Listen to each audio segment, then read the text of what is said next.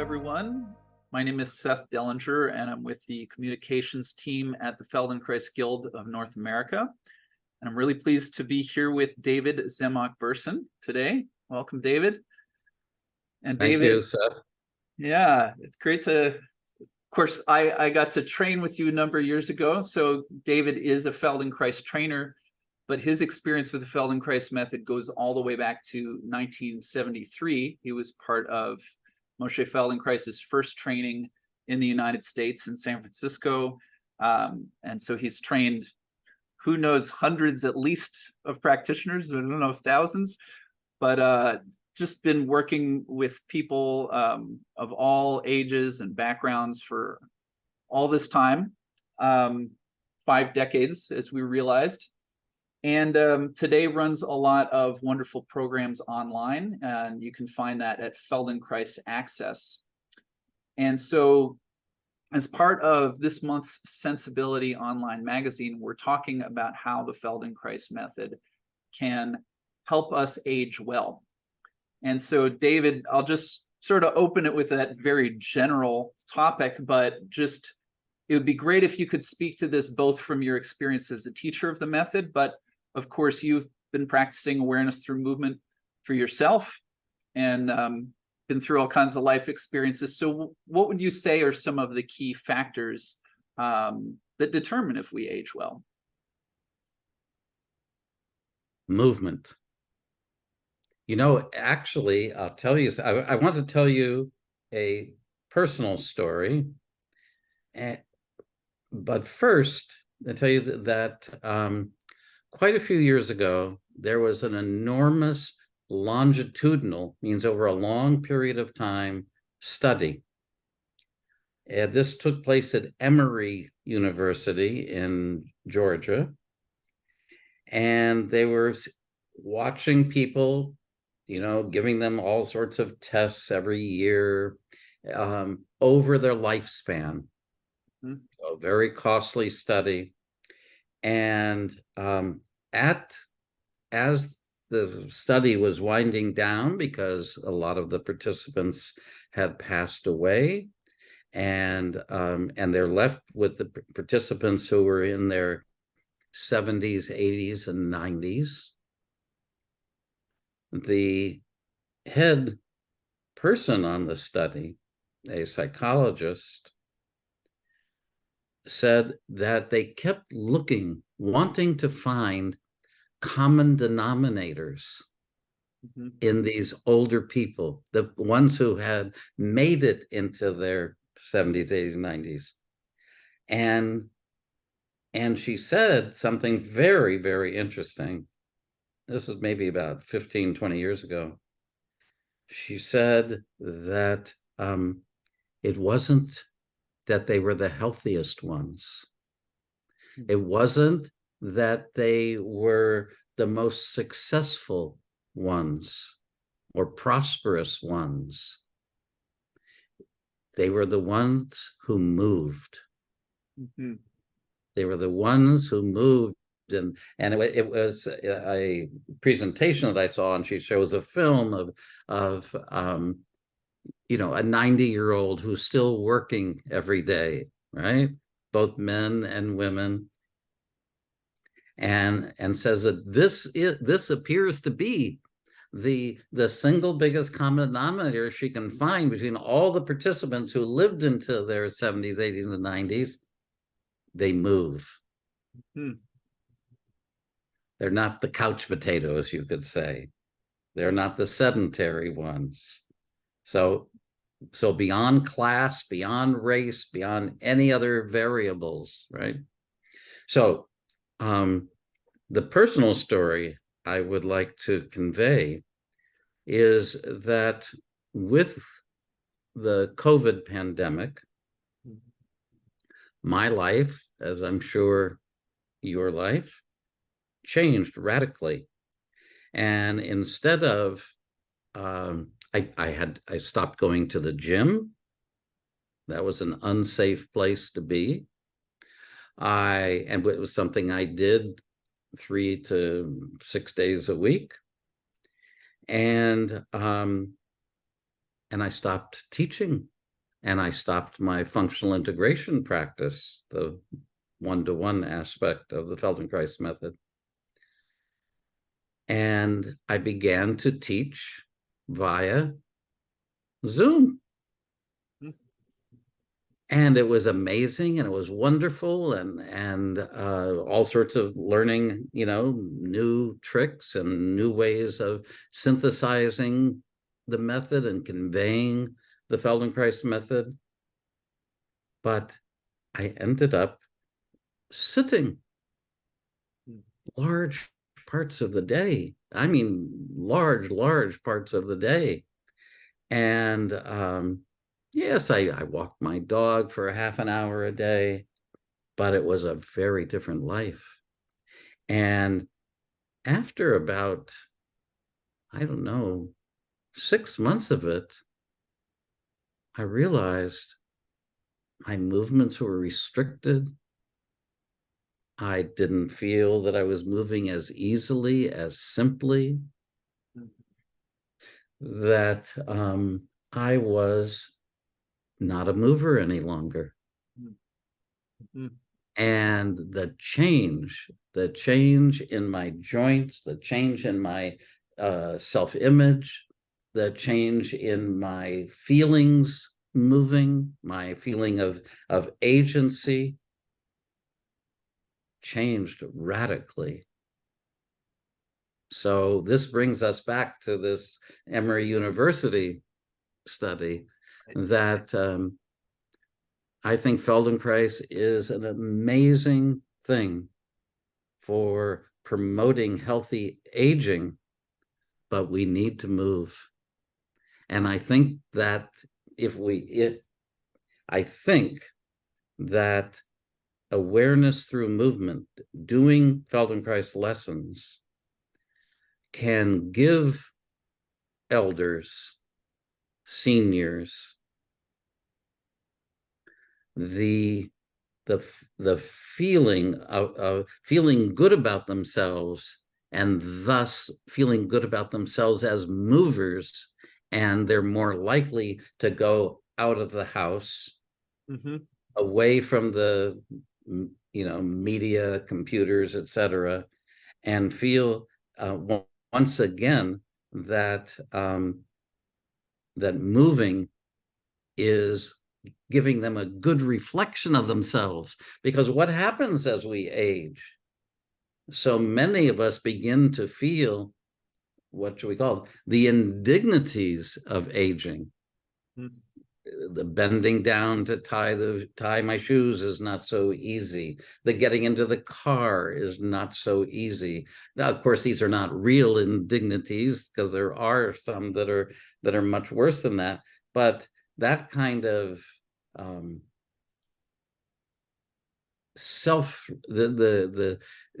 the change in my feeling of being restricted in movement has a terrible cascading effect, not just on self-image, but on health. I remember my mother, God bless her, lived to be, I think it's 94. I forget, it could be 96. I know it's an even number. But she walked for an hour a day, and she bicycled for an hour a day while listening to an opera. But in those 2 hours a day of exercise, which I'm not suggesting is what everybody should do, her gerontological physician said to her that her circulation was that of someone 20, 30 years younger. Now, if you think about it, of course her heart was weaker. Of course she didn't have the muscular strength that she had had 20 or 30 years ago. But when you walk, sounds like I'm advocating for walking, and I am, after you do the awareness through movement lesson. But in walking and moving your arms and moving your legs, your muscles are doing what? they're contracting. They're contracting and relaxing, and the ability of our vascular system to move blood or our lymph system to move lymph is extremely limited. And it is movement that promotes these moving our bodily fluids, if I can say it like that. And so as the muscle contracts, the arteries, the veins are running through the musculature, and the muscles are squeezing, right? Squeezing the veins, and thus helping the circulation. So if I jump in for a minute, so you're making a clear case for the value of movement, and just now is on the physiological level, but also just the feeling of being connected, of being outside and being in the world. And yet, if we come back to the Feldenkrais method for a moment, what is it about Feldenkrais? Because a lot, what you mentioned, like the indignities, that's what would stop a lot of older people from moving in the first place. So you mentioned go for the walk, but do the awareness through movement lesson first. So how does awareness through movement sort of create a welcoming atmosphere for that person whose starting point is, I don't feel good when I move. I don't feel right. good. That's right. That's right. That's a great question. I believe strongly that we leave every experience with awareness through movement more optimistic than we were an hour prior. Optimistic about what? Optimistic about my ability to learn, no matter my age. Optimistic about my ability to change, learn, and what are the things that improve the most easily, the most assuredly with awareness through movement? Balance, organization, and posture. And all of those things give me a feeling of, if I can say it like this, of potency, of agency, that I can now go out and take that walk. Right. Because why? Because I feel a lightness. Why do I feel a lightness in my gait, a lightness in my movements? Because I am better organized.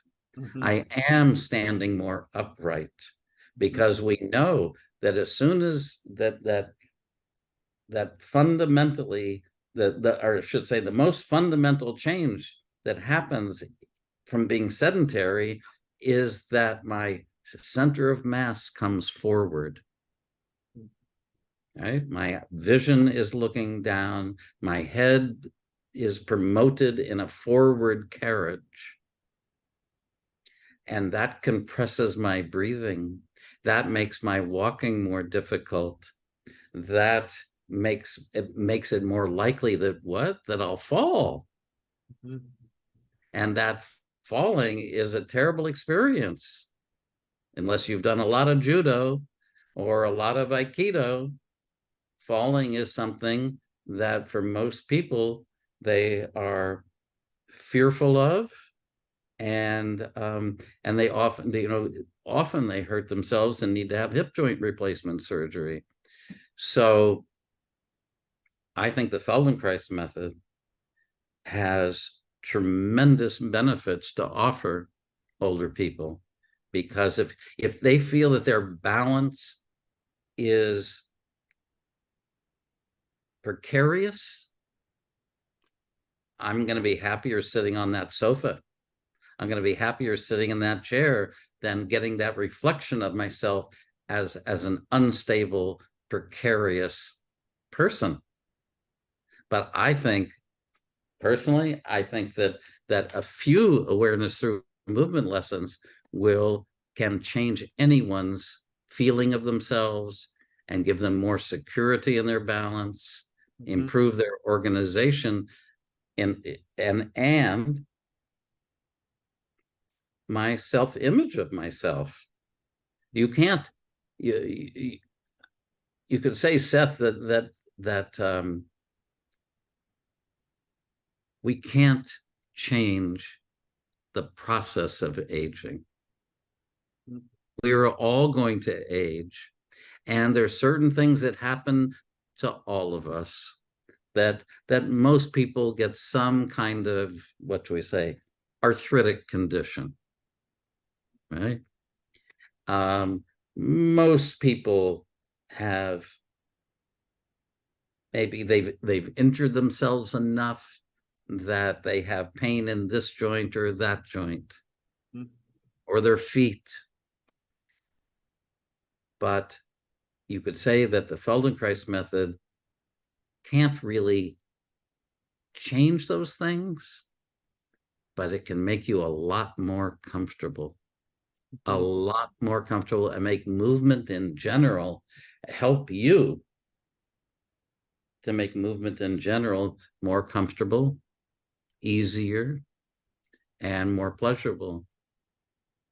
And so if someone has, pain in a particular joint, or, some of the other issues you mentioned, if things are going to get better despite things that can't change, it also occurs to me that the Feldenkrais method helps someone become more adaptable. And just because also you've been talking a little bit about sitting, I wanted to remind you of something you mentioned to me before we were recording, which is that you were telling me about some of the first Feldenkrais classes you did for the public with an older population, and you realized a lot of the people in your class wouldn't be comfortable going all the way down to the floor. So what can Feldenkrais offer someone who, that's too daunting a task as a starting place? That's right. It is, or can be, I should say. And so there's a plethora of sitting lessons. So a professor, Professor Carolyn Palmer at Vassar University, came to me and she said that she wanted to do research on the Feldenkrais method, and she wanted to research it with an aged population, because from the point of view of gerontology, that would be the population you would expect to change the least, right? And so she said, if we can show a difference in terms of the benefits of the method with this population, well, then people will know that it will certainly work with people younger and less infirm and less limited. And she published that. So I was in the midst of developing a program called Moving Forward, which I think was 12 ATM, awareness through movement lessons for the public sitting in a chair. And we ran that program in New York City senior centers, in New York City, meaning the 5 boroughs. And it was just a fantastic program. And in fact, next spring, I'll be teaching the program via Feldenkrais Access, as you were so gracious to mention. But she found that the program really showed a significant difference in people's mobility, in their ability to stand. Coming from sitting to standing can be a labored thing when you get older. Right. And so we've already proven the efficacy of the method with the older citizens.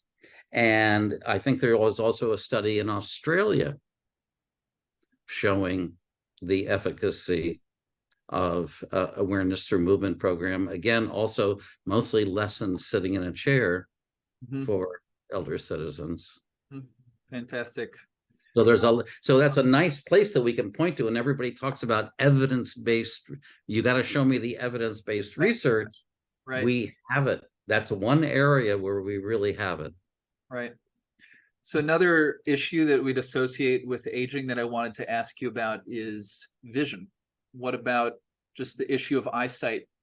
How does Feldenkrais potentially help there? So many of the difficulties of aging are connected, and we know this, that's not an original thought on my part, but are related to the ways in which our life and our circumstances become constrained, become limited. So we have emphasized how what should we say, the sphere through which I move as I get older becomes more limited. But so it happens with all of my senses. All my senses, I use myself in a much more limited way. And I think a lot of the decrement in our abilities is not connected so much to the deterioration of that sense, but to the limited ways that I use myself, and thus the sense itself becomes it's a use it or lose it situation.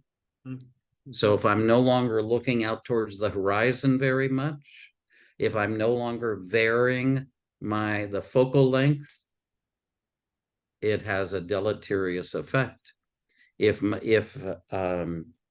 I don't get that hearing aid, right, then I begin to lose a certain range with which of sound that I'm hearing, and we know that that creates a decrement in all my faculties. So it's very interesting. There was just a piece published last week, I think, or 2 weeks ago, saying that that you could cut dementia by like 30% if everybody who needed it got hearing aids. Right? Right, because I imagine if you can't hear, it just sort of becomes this domino effect. That's right. Your world shrinks, and you don't try to hear. Right. You don't get engaged through that sense. So back to your question, I think the same happens with vision. And so there are, just as there are a number of very nice Feldenkrais lessons oriented towards hearing, there's also fantastic Feldenkrais lessons oriented towards improving vision. And we've had a number of practitioners who really concentrated in that area, the primary one being David Weber, but also Carl Ginsberg. And they really devoted themselves to how the principles of awareness through movement could improve vision. And just to give people a little flavor, I mean, some people watching this probably have done plenty of awareness through movement, but I think this is a kind of an emblematic thing with this practice is if we were working with vision, or even if we were working and saying that we were trying to improve someone's spine, something that might happen in awareness through movement lesson is you ask me to turn my head in this direction, but you ask me to turn my eyes in the opposite direction. Or another thing I remember that surprised me when I was training with you is we would be doing, I don't know what kind of movement, but at a certain point you'd tell me, okay, do it again, but close your right eye, only look out of your left eye. So I'm just mentioning two kind of odd things that you might do with your eyes in a Feldenkrais lesson. How does that connect to the other things we've been talking about in terms of maybe even, I don't know if it's a stretch, but can we take it all the way back to how I feel about myself in the world? What are these odd things we do in awareness through movement? You know, a word we hear a lot now is resilience. And it's very interesting because Dr. Feldenkrais himself was concerned with this idea, which is how well a person can come back from a disturbance to their equilibrium. And we can think of equilibrium from a psychological point of view, emotional point of view, from the point of view of my being a physical structure and somebody pushing me, but also the stresses of life. How well do I come back? And you don't understand how I'm going to come back to your question, which is variability. That the variability that in awareness through movement, there is inside of the lesson, we are invited to do movements that are, what should I say, novel and vary from what we might do habitually. And this adapting to variability and doing it successfully in awareness through movement, I think lies at the heart of creating resilience. Mm. And that resilience, I think, that feeling that I'm resilient, that I can snap back from a stressor, and many things are stressors when we get older, I think is a real sign of health and a real contribution that the Feldenkrais method can make to the process of our living in our later years. So that's that thing you're talking about, an hour after I get to class, I'm a little more optimistic. Yes, yes. I think it's one of the most beautiful things about awareness through movement, which, mind you, I think awareness through movement, and I mean this in the most general sense, can help anyone, everyone. And I really mean that. I think that no matter where I'm starting, no matter what my difficulties are, and of course, as when we get to be, thank God, to live to be in our 70s and our 80s and our, God willing, in 90s, a small difference, a small improvement can make a big improvement in my life.